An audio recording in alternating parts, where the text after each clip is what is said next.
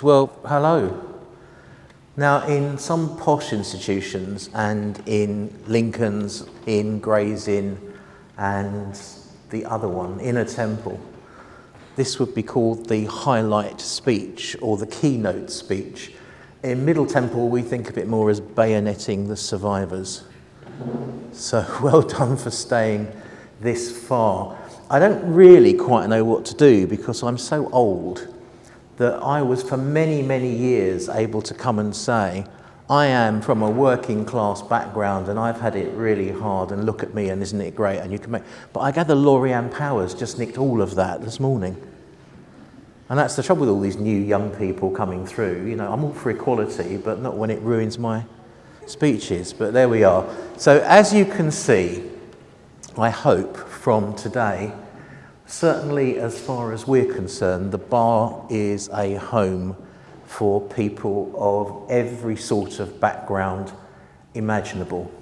I've got to say, when I started, that was not quite so much the case. People said that you could do it. They'd certainly talk the talk, but when it came to making it an easy place to get on, it wasn't. But what I hope you've seen from my colleagues, and I've seen the list of people who spoke to you today, and we had some of our most amazing and inspirational people talking to you, that we'll let anyone in, frankly. We don't care. We even let, as you've just found out, Canadians in. So we've got no prejudice whatsoever, and Jerry was my Chambers colleague for many, many years. So what am I going to talk to you about? I'm going to talk to you apparently about the role of a barrister. Is that what it says there? Yeah, okay. Role of a barrister, giving people a voice. Yeah, I'm sorry, I made the Canadian joke. I thought you'd gone. No, it was all right. So. Well, can I tell you the sort of things that I do? Because my job, the work I do there's a terrible echo here, isn't there? I hate microphones, that's why I don't use them very often. It's this one, isn't it? No, I hate that even more. Pardon? Oh, I'll keep it on. Sorry, Krista. I'm married to Krista. Yeah. Okay with just the... No, it's all right. Don't fuss, Richard. Don't fuss. It's fine. Thank you. Yeah, I'm married to Krista, which just shows that if you get a good job and you become rich, you can kick way above your weight when it comes to marrying people. Having said that, of course, any fatties in the room?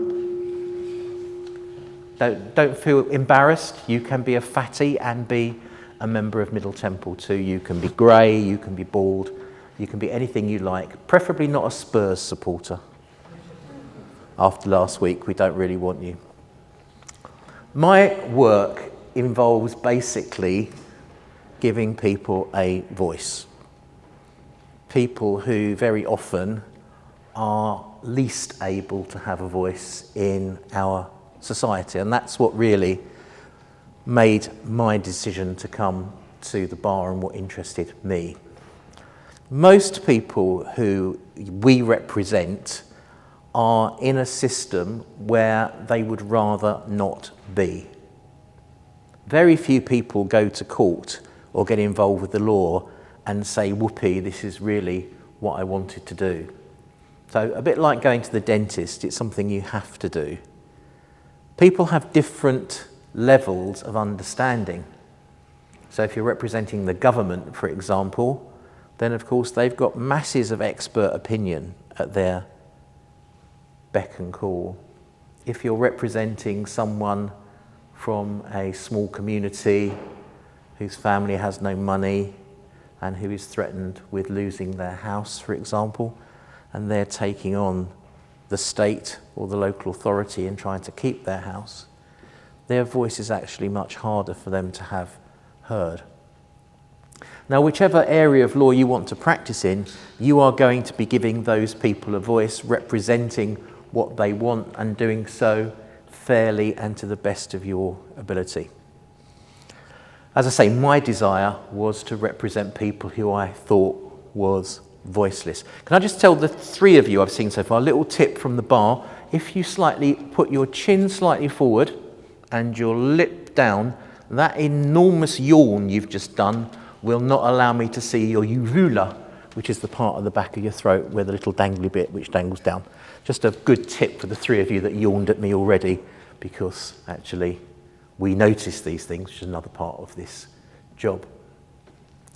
So my work took me to the criminal bar, where I do defence work, and also to the coroner's court, where I represent families.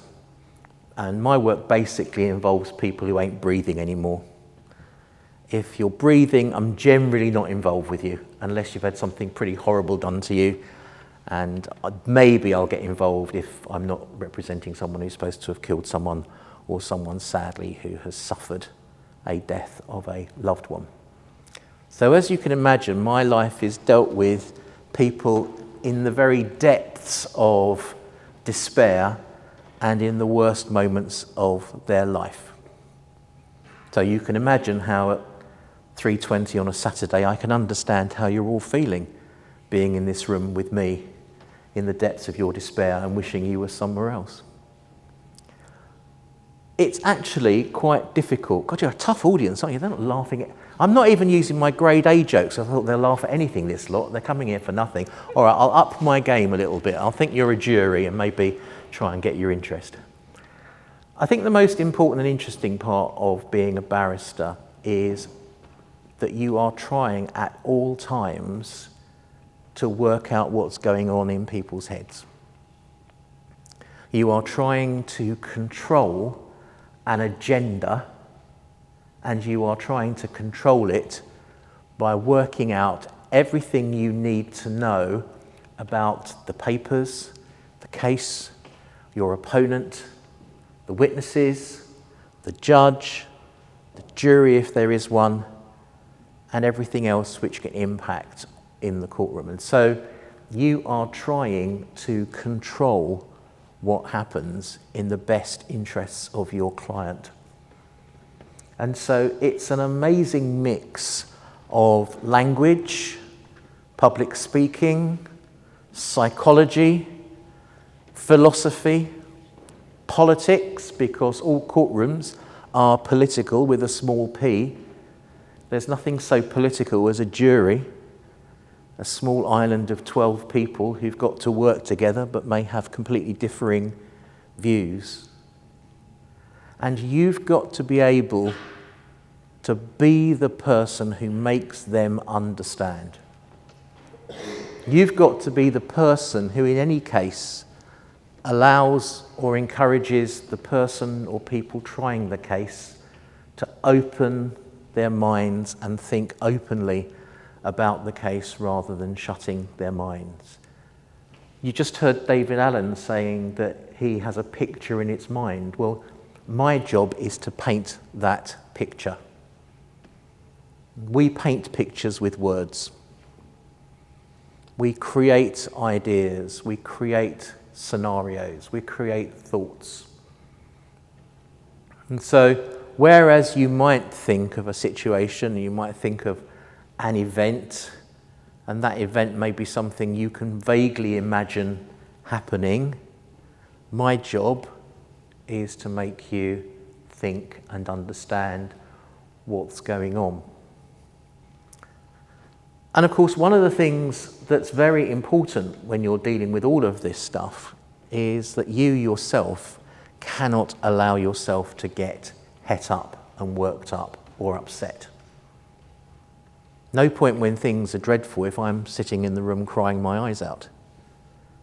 So as well as wanting to give people a voice, you have to be the calm spot in the room when everything else is going mad. So for some of you, this might not be the job for you, because if the emotional toil is going to be too much, then your well-being is going to be harmed. But most of us learn how to cope in the same way that doctors do and other professionals like fire officers, police, and people who have to learn how to cope with horrible situations. They learn how to do it. But you've got to want to do it. If you don't want to be involved or interested with people, if you don't want to give them a voice, if you aren't interested in people and their problems, then generally, unless you're going into very, very particular areas of law, for example, some aspects of chancery and wills, but even then, you've got people who are contesting or worried about their wills who need you to support them. So I don't even think they count as an area where you can't do it. If you want to do this and you haven't got an interest in people and how people tick, then this is going to be a very difficult job for you. Even when you are presenting the law, you are trying to work out how the court is ticking and what they're trying to do. So you've probably heard of a chap called Stephen Warboys, who killed Sarah Everard, who got a whole life tariff. Well, his case is up for appeal. What's his name? Wayne Couzens, sorry. So many cases. Wayne Couzens is up for Sarah Everard's killing, thank you. Well, he's up for appeal. I'm not representing him. That would be really bad if I was representing Jim Sturman's representing him. But he's up for appeal in May, and there are 4 other cases, and they've all been listed together on the subject of whole life tariffs, and one of them is the killing of Child Arthur. Do you remember the little blonde boy who was force-fed salt? His stepmum, Emma Tustin, the Attorney General, is trying to get her sentence up to a whole life tariff. And the father, who I did represent, Thomas Hughes, she's trying to get his sentence for manslaughter upped from 21 years, whilst we at the same time are trying to get it reduced. So that's going to be quite a clash of ideas. But we have got a 5-person Court of Appeal, which is 2 more than you normally have. So they're going to be laying down some pretty heavy-duty rules, and a lot is going to be up for grabs. So one of my jobs is to try and work out what's going on in the minds of that court. Frankly, they tell you pretty quickly what they're thinking, and you've got to react. But are they trying to say, essentially, that whole life tariffs in cases which attract an awful lot of public opinion but may not be that different to other types of very serious murders should not get a whole life tariff? Or are they going to say, well, actually, there are some cases which offend the public so greatly that a whole life tariff is justified? So you'll be having an enormous effect by your advocacy in something which affects not just the people concerned in the case, but many going forward. So the third thing you've got to do if you're going to be an effective advocate is you've got to be able to control your nerves. Because there are going to be an awful lot of situations where you are going to feel nervous. I still get nervous before I go into court, before I do anything that matters, and if I stop being nervous, I'll give up. Because nerves are a very good indicator that you're taking what you're doing seriously. But you've got to control them. So, as you can see, you've got to want to do it, you've got to be interested in people, you've got to be able to control your nerves, and you've got to be willing to do the work. Sorry, disappointing part this. You can't be a lawyer, really, without knowing the law. How many of you are undergrads here?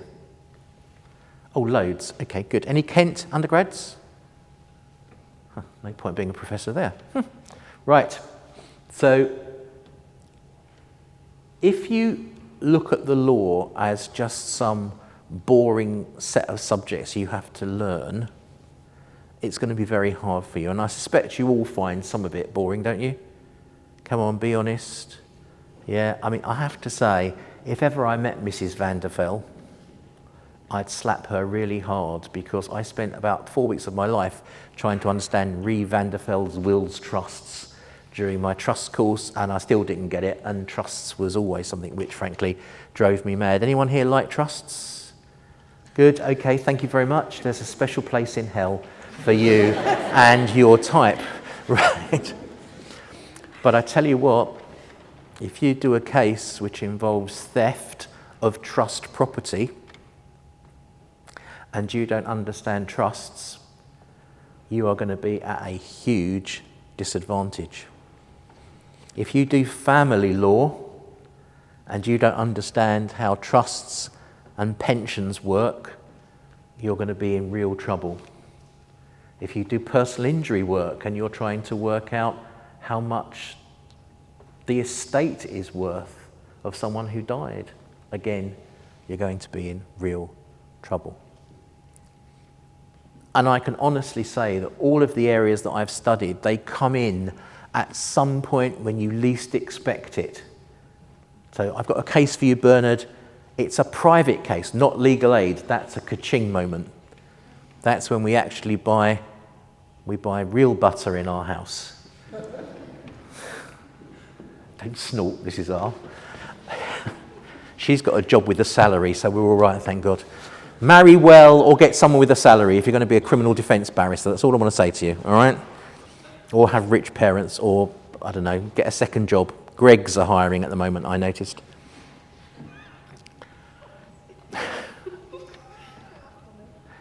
Phone call. Bernard, we've got a case for you. It's somebody selling dodgy videos and uploaded films.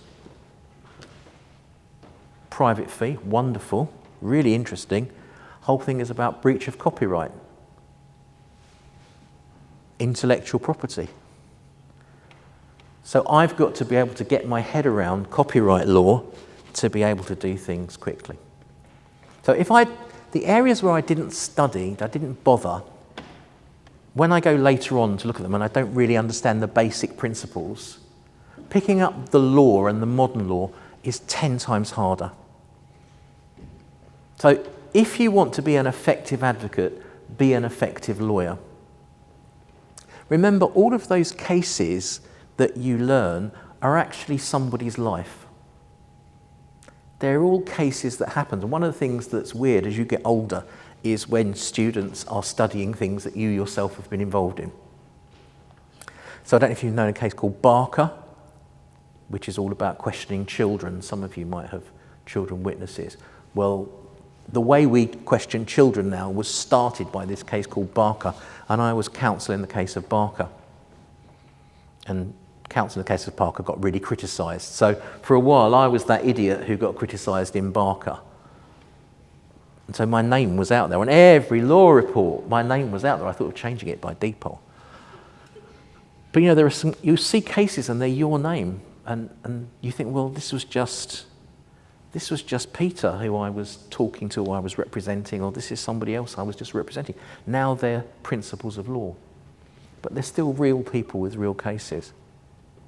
So when you're studying a boring case and you're getting bored with it, think of the real people and think what they were about. So you've got to be prepared to do the work in reading the papers, and you've got to think and think analytically. And this is one of the big problems which people have who want to be barristers. There is a huge difference between reading, repeating, regurgitating, and analysing. What happened is not always the most important thing. Why it happened is the most important thing. How did they reach the decision is actually the thing that matters, because legal learning is not just case specific. For example, if I was teaching you sentencing law, we wouldn't look at most of the cases on sentencing because they're not examples of a principle. They're just how the principle was applied to a case. Have you all studied crime yet? Yeah? Case of Jogi? Well, Jogi is a really good case. The facts of Jogi don't really matter. The principle is applied every single time there is a joint enterprise murder case. So if you didn't study Jogi well, or you didn't understand Jogi, you need to go back and you need to reread it, you need to understand it. The other thing about academics, God bless them, particularly those who write a lot, is that it's part of their job to make life complex. Yeah, their thing is about being shown to think very deeply about things. Our job is to simplify. Our job is to take those complicated ideas and to make people understand them. To take complicated stories and make people understand them. And you've got to be able to analyse things to make things simple. It takes real skill to be able to take complicated ideas and make them easy to understand. And I never have, and I've never had time for people who teach who complain about their students not being able to cope with the material. My view is, well, why are they not coping with the material? They should be able to cope with a part of the material and then build it up. And if they're lazy and don't want to do it, that's fine. And of course, people do reach a stage where they can't cope anymore because, frankly, they don't have the ability. But that should be something they come to themselves, because it's your job as an academic, I think, to empower people to learn. Now, as an advocate, we don't have that choice. They can't say, I've had enough of this. You've got to get them to understand. So when you're doing a jury speech, and it might be 1, 2, 3 hours, half a day, depending on the length of the case, you are trying to get people to understand. So you've got to be able to analyse and to express yourself. If you don't like public speaking, then being a barrister is probably not the greatest thing unless you're going to be a specialist advisor. There are some areas where people don't go into court much at all, they're actually prepping. But if you're going to do anything with trial advocacy or court advocacy, you've got to like or be able to cope with public speaking. You'll notice I'm not using a note. We do use notes, and you have to learn how to use notes wisely and sensibly and in an effective way. But more importantly, you've got to learn how to engage with people. You've seen that during the course of this speech, I'm looking around, trying to make sure that I'm making occasional eye contact, even with the people who the sun is dazzling me, and you have this wonderful aura around you, which I'm sure is more to do with your brilliance than the weather. But you are trying very hard to engage people and to draw them in. And so the skill of your ability to present is very important. And that's why doing things where you get the opportunity to do that are very important. Mooting, which of course, I know it's a bit artificial, but it is useful. It allows people who teach you to remember that they weren't actually able to become judges. Small dig there. Debating, although debating is really, in terms of advocacy, useful for public speaking, but it's a very formulaic way of speaking, which if you behave like that in court will just get you struck off. So be careful about what you translate from one to the other, but debating is good. Negotiating, client counselling, talking to people generally, all good stuff. But of course, one of the real skills that we have, speaking and persuading, all of that depends on the quality of your language. It is your job to find the right word, the right phrase, to say precisely what you want. Think of a word to describe today and how you've experienced today. And having got that word in your mind, think of another word which means the same thing. And when you've done it, ask yourself, does that really mean the same thing? Or is there a difference? So, for example, what word would you use to describe today? Curious. Curious. Trust me to pick the one who says curious. Right, and another word for curious. Interesting, I suppose. Okay. I'm struggling to find a synonym really. But... Right, curious and interesting, are they the same? Right, curious is an interesting. What did you mean by curious? It's quite... This place and organisation is... Do stand. So what's your name? Gabriel. Gabriel, stand up, Gabriel, please. Don't feel embarrassed. You're thin, you're young, I'm not, so you're winning already. Why don't you come at the front, actually? Come on, come, yeah.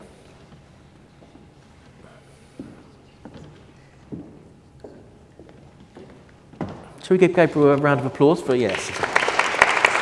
It's just, I do it at the start because if he's really bad, we don't have to repeat the exercise, but he won't feel really bad. If he gets a second one, that would be great. Right, Gabriel, tell us, what do you mean by curious?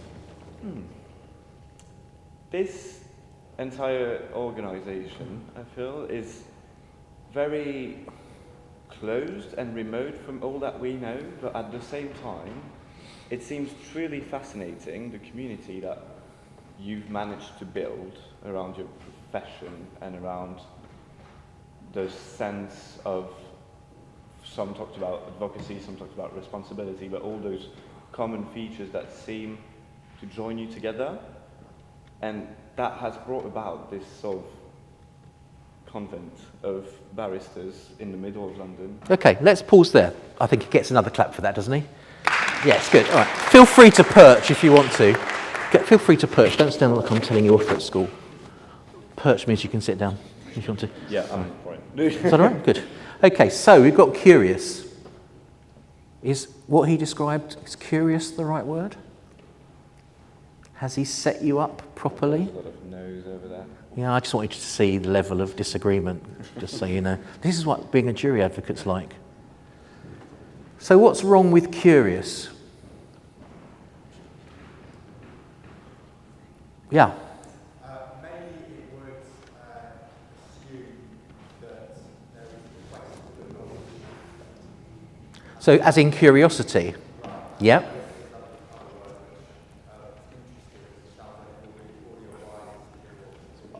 Okay. What else does curious potentially mean when you heard him say curious? Yeah. Weird. Weird. Yes, that's what I thought actually, Gabriel. I thought, well, actually well spotted. What word, having heard what Gabriel said, would others choose? Yeah. Fascinating, all right. Intriguing. Oh, that might be an interesting word. Intriguing. Okay. Intriguing would be the one. Are you happy with intriguing? Yeah. Good. Thank you very much, Gabriel. Well done.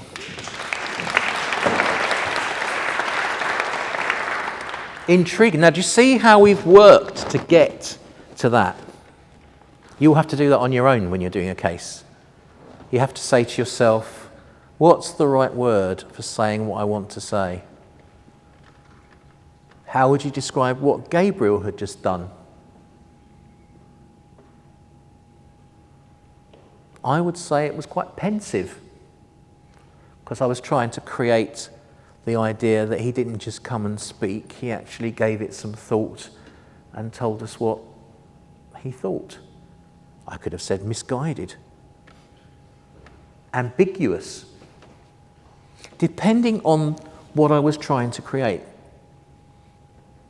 I was doing this talk on Saturday and I had this kid come, Gabriel, 20s, young, curly haired, looks like he's from public school, something like that, came along, described this as curious, and I thought, do you know what, I'm going to take him outside and deck him. Or, on Saturday I was talking to this group, really interesting, very bright young man called Gabriel, just asked him without any warning to say a word, curious, didn't understand it. And then watched as he actually tried to analyse and explain what he was doing, and he was quite pensive about it. It was really quite impressive. Now, do you see, if someone meets Gabriel, oh, you're Gabriel. The way I've described him has painted two different pictures. That's what we do. That's why you have to read widely. Read, read, read. Work on your language. If English is not your first language, then you need to make sure that you're as good, if you're going to practice in this country, as good in English as you are in your first language. Because there is nothing worse than knowing the word you want to use, but not being able to find it in the language you've got to speak in. I can tell you there are so many times when I'm speaking to Krista, if we're trying to do German, and I think, if only I could say that word, and I just don't know what it is. So I make something else up and hope that just maybe it will work. So my time's nearly up, you'll be pleased to know. And really what I've been trying to do is just over the last 25 minutes or so, give you an example or an idea about what you need and what we do. We speak, we think, we analyse things, and we analyse them to a high standard. We put ourselves in the firing line, and we have to be brave enough to do that and resilient enough to cope when it doesn't go your way. We have to be interested in people's problems, and we must want to tell their stories. We must have empathy and sympathy, but on the other hand, we must be analytical and not be drawn into their lives. Most of all, we paint pictures with words, and we do so with integrity. And that's the most important thing. Integrity and honesty. If you lose that as a barrister, you give up and go home. And as Gabriel said, well, what is the point of all this? Well, all this is just geography. This is just a building. In the same way that some of us, myself, I think Laurie-Anne this morning, neither of us put suits on and came and dressed up. Because why? Because, frankly, we want you to see that being a barrister is not about wearing a suit. The wigs and the gowns, it's all interesting, and it actually does fulfil an important role, but it's an outfit. What this represents is an ethos. It represents a collegiate ethos. We come together so that we understand a collegiate ethos.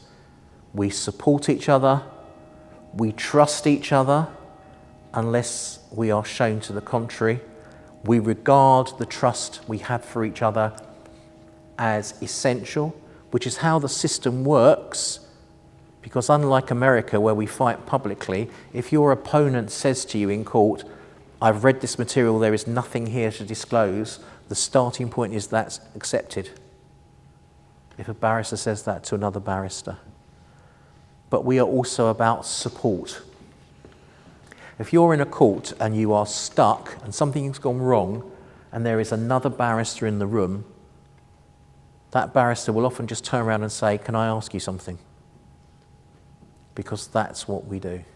And as part of that support, we are doing everything we can to fund and support people who want to come into this profession, as I did from a background where nobody went to university and nobody expected anybody like me to enter the profession, to make sure that if you want to do that, everything is done to make it happen. But we're self-employed, unless you go into an employed barrister's job when you're going to get paid a salary, but much of what you do, much of what we do for many of us is self-employed.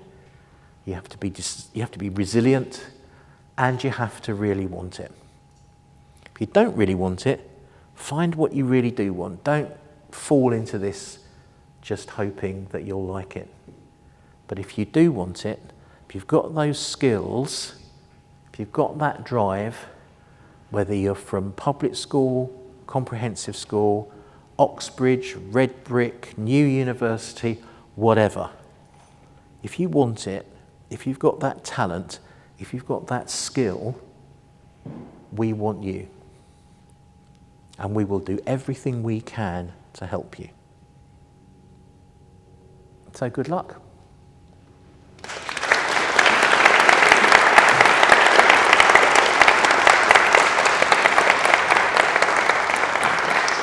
I think I'm supposed to say, if anybody has any questions now, I'll happily answer them. If anybody has any questions now, I'll happily answer them.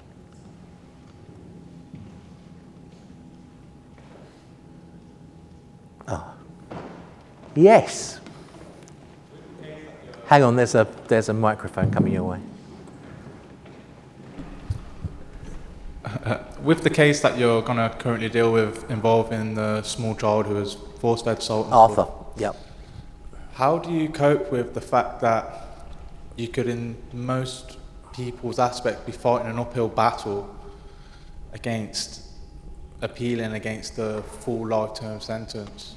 Like, how, from the outside looking in, it's almost you're going to be painted as the villain by the public, the media. Yeah. Yeah. You've Well, I got to did fight have. against that almost as if you've got everything up against you almost. Yep. I did get hate mail. I did Baby P. Have you had a Baby P? I did Baby P as well. I got hate mail in that case. But I think the answer is, firstly, you're so busy doing the case that you've got a totally different focus. That's the first thing. The second thing is, you can only judge a system of justice by the way it treats the people it likes least. You can only judge a civilized society by the way it treats its least civilized people. And my take on this is that I do my job to the very best of my ability, so that if it goes wrong and the client doesn't get what they want, the one thing they will never be able to do is turn around and say, because of what I was charged with or what I was said to have done, I didn't get represented as well as I might have done. But the truth is, in the same way as the surgeon operates on the mass murderer and all they're interested in at that time is the medicine, same for us. All I'm interested in is the trial, and if there's public problems and if people hate me, then that's just something you have to put up with. Okay, does that answer your question? Yeah, and drinking. And drinking, that gets you through quite a lot as well. I think there's a question down here. So we're keeping Richard fit. Just give me 1 second. I want to give you a microphone so that everyone can hear your question. Thank you. Considering that the law should be in equal foot, both sides, someone who have a lot of money and can get someone as excellent as QC like yourself, and another one who is on universal credit, and they go to court, what is really the equal foot in this position? Well, the reality is that it's a fallacy to suggest we have equality before the courts, because you have exactly the problem you're describing. In some areas where there is legal aid, then you do get equality in the sense that if the prosecution has a QC, the defence will get a QC as well. But the quality of that person will depend on who you choose. If, for example, you do an inquest, then you will find that the state bodies like the government and the National Health Service and the like will brief very serious senior lawyers, whereas the family, who may not have any money, may be unrepresented, or, as often happens, will have lawyers acting pro bono for nothing. So I've got 4 inquests that I'm doing as the advocate, where I'm undertaking each of them for free. So it depends an awful lot on that willingness. In fact, the willingness of lawyers to do an awful lot for free is something which isn't mentioned very much, doesn't suit the narrative, which suggests, of course, that we're all fat cats. Unfortunately, if you want to make a lot of money in the early years, don't be a legal aid lawyer. If you want, on your hands, have a soul and to be interesting at parties and to know that what you're doing really makes a difference, grab it with both hands. So the truth is, the system is not fair. So you do 3 things. I think number 1, you make sure your part of it you do as fairly as possible. Number 2, you don't pull tricks on people who are in a weaker position if you properly shouldn't. And the third thing is you do everything you can, giving up your time, whatever, to encourage a fairer system. For example, by talking to lots of people and encouraging bright people who might not otherwise do it to come and play a role. But it's good to be angry with the system. It's good to want the system to change. It's good not to be complacent. But what you mustn't do is you mustn't just assume that every part of that system needs to be changed. You need to find what works and what doesn't. So, for example, you take the inns. The inns are centuries old, and there are certainly some parts of it, and you look and you think, well, that's a bastion of privilege, isn't it? That should go immediately.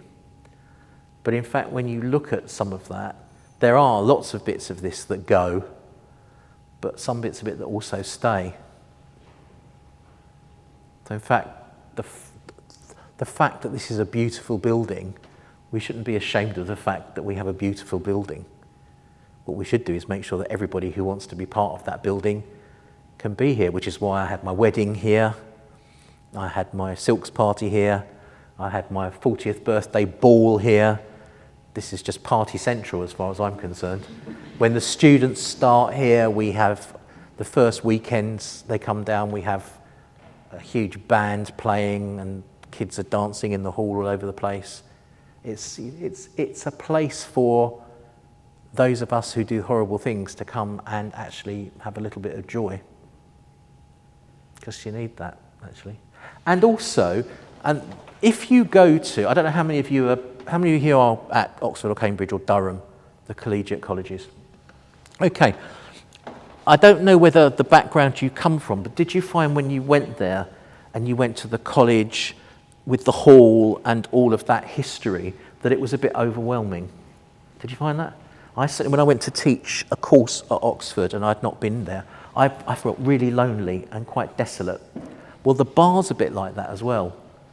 And you have to get used to how places like this and courts and all the people who have those backgrounds are used to that and take that for granted because they've got used to it.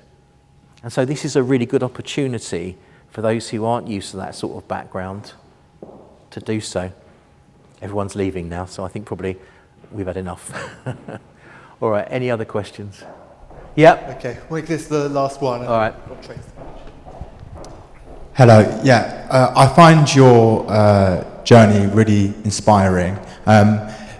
Considering all the things you've achieved, particularly your QC, do you have more goals in your career which you feel are maybe yet to be achieved? Why are you laughing? I think I might have a few, yeah. Well, I don't want to be a judge. So you have this big decision about, do you want to be a judge? I don't want to be a judge. That's sort of going from being player to being referee. So I certainly love what I do, so I want to carry on doing that. I want to do even more complicated cases. I want to get my book finished, which is taking forever because I keep using bits of my book, which is on advocacy, to teach people with, and then it sort of lost its novelty, so I have to rethink it. And yeah, I think I want to work on legacy stuff as well. I was very lucky. I got silk when I was 41. So I've been a silk now for 15 years. You can work that out now. So I've still got at least another 10, 15 years in me. So in a bit of a way, it's like, what do you do to keep it ticking over? And then you get another case and you're learning something completely different. So everything is just all exciting and new again. But lots of teaching, I do quite a bit of teaching, and yeah, see what comes along. One of the wonderful things about this job is that people will ask you to do so many things just outside of what you do. So you get asked to teach, to go and do talks, maybe to get involved in a uni, so I'm an honorary professor at Kent. Loads and loads of different things. Yeah. But also try and do a little bit of life, actually, which I've not been very good at up to now. Taking a holiday this year for the first time it's a long time. All right, so I think that's probably us for tonight. Thank you very much, and thank you for coming.